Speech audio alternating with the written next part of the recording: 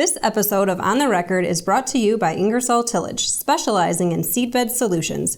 Whatever seedbed challenges you have, Ingersoll can give you the right tools to get the job done. For more information, visit ingersolltillage.com. I'm Executive Editor Kim Schmidt. Welcome to On the Record. Here's an update on what's currently impacting the ag equipment industry.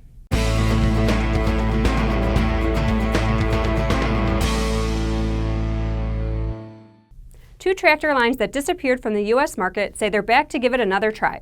Bobcat, maker of the iconic skid steer loader, announced it's set to return to compact tractors this year and is aiming for sales of about $165 million annually, or about a 5% market share of the compact tractor market within the next 5 years. In 2008, following the acquisition of Bobcat from Ingersoll Rand by South Korean manufacturer Doosan Infocor, the company launched the Bobcat tractor. But failure to make headway during a challenging period for tractor sales resulted in the 2012 decision not to renew the initial 5-year supply contract with Farmtrac. This time, Doosan Bobcat will be working with Daedong Industries, the manufacturer of Coyote brand tractors, to produce the new Bobcat tractor line.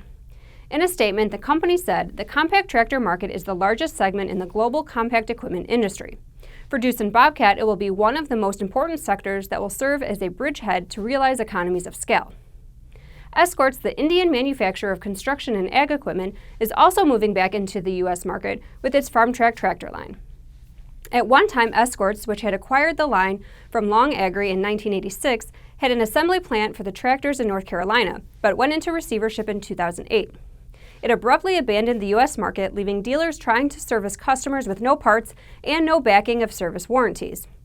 North Carolina court documents show Farmtrac owing LS Mtron more than $12 million at the end of February 2008, as the result of an alleged over-ordering channel stuffing scheme with floor plan finance channeled to the parent group to bolster its figures. This has reportedly been settled. The Indian manufacturer has returned to North America under the auspices of Farmtrac US, which is located in Collins, Mississippi, with a range of 40 to 60 horsepower tractors sold through a dozen dealer outlets in Mississippi and neighboring Louisiana and Alabama. This week's dealers on the move are Troxel Equipment and Tri-Green Tractor. The Indiana John Deere dealerships announced plans to merge, creating Troxel Tri-Green. The merger will go into effect on September 5, 2019. The dealership will have 9 locations. Now here's Jack Zemlicka with the latest from the Technology Corner.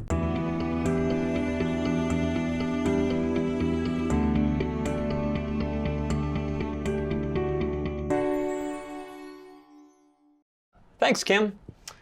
2019 has seen interesting new developments in market sentiments, with dealers continuing to slowly move away from hardware and steer business objectives toward data management for future revenue, according to the 7th Annual Precision Farming Dealer Benchmark Study. More than half of responding dealers identified data management and analysis as their most important area to grow precision business during the next 5 years.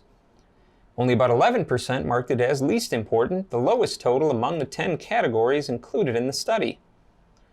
Furthering the notion that dealers are targeting revenue opportunities connected to, but not reliant solely on equipment sales, were priority shifts in planter control systems and application technology.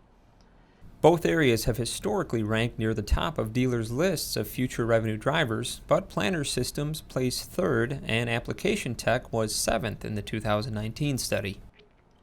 But there were also indicators that precision hardware sales will be a key contributor to revenue growth for dealers. GPS and guidance systems ranked as the 2nd most important area for 5-year revenue projections among dealers, after ranking 6th on the list in 2018. Perhaps the most interesting shift was a decline in dealers who viewed agronomic services as a critical part of their business in the future. After more than 43% voted the area most important in 2018, just 35% had the same outlook in 2019. Additionally, more than 1/3 of dealers voted it least important, compared to about 21% in 2018. Back to you, Kim. Thanks, Jack. On August 16th, Deere & Company's third quarter earnings report revealed worldwide net sales and revenues had decreased 3% to $10 billion for the third quarter of 2019. For the quarter, Ag and Turf net sales were down 6% year over year to $5.9 billion. Net sales of Deere's equipment operations were $9 billion for the quarter, compared with $9.3 billion last year. CEO Samuel R. Allen said uncertainty in the agricultural sector was a major factor in the decrease in revenue. Concerns about export market access, near-term demand for commodities such as soybeans, and overall crop conditions have caused many farmers to postpone major equipment purchases, he said. The decline in ag and turf sales was due to lower shipment volumes and the unfavorable effects of currency translation, partially offset by price realization. Company equipment sales are projected to increase by about 4% for fiscal year 2019 compared with 2018. Included is a negative foreign currency translation effect hitting Deere's 2019 net sales forecast for about 2%. Net sales and revenues are projected to increase about 5% for fiscal 2019, and net income attributed to Deere & Company is forecast to be about $3.2 billion.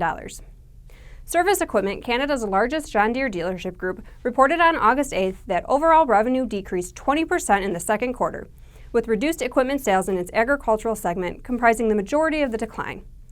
Equipment revenue declined 26% across the company, including a 30% decrease in its agriculture segment to $167.7 million. For the second quarter of 2019, total ag revenue fell by 25% versus the same period in 2018. For the first half of the year, revenues from Services Ag segment were down by 17%. The dealership reports that agriculture producers are facing a number of market headwinds and have responded with caution. Product support revenue improved across all of Services operating segments, increasing 4% in the quarter. Parts revenue for the second quarter were flat year over year at $26.2 million, while Service saw a 12% increase to $11.7 million. Revenue from rental and other was down 9%. And now from the Implement and Tractor Archives.